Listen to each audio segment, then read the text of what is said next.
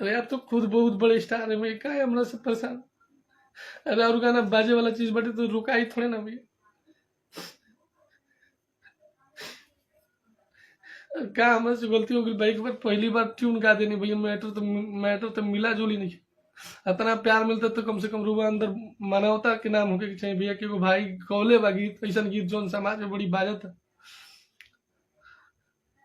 आपका तो तमाम गाना हिट है भैया, हमने के तो नया नया कलाकार बने।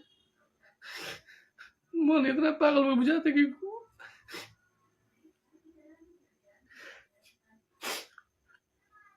अब बातों करते हैं तो रुआ दूसरा के धरा देते हैं भैया, हाँ कह के फिर ना हो जाता।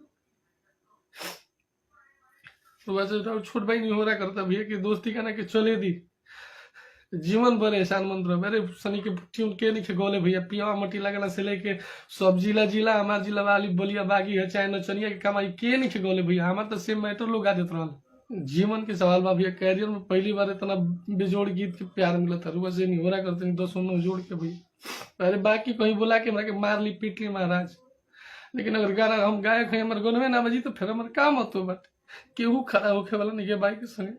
केहू ना, सब केहू देखा था, सब केहू देखा था कि गाना बजा था भाई।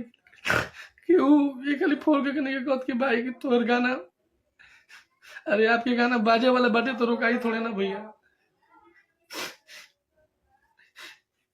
बुखार सर्दी जब से सुनले बनी, हाँ पहले दिन से परेशान बन, लगातार हुआ के फोन, लगातार हुआ के मैसेज। अरे वो कलाकार कैसे कैसे अपन गाना बजावेला भैया, अगर मैटर गोले रहती तो ट्यून मार दे रहती, कोनो दिक्कत नहीं है भैया।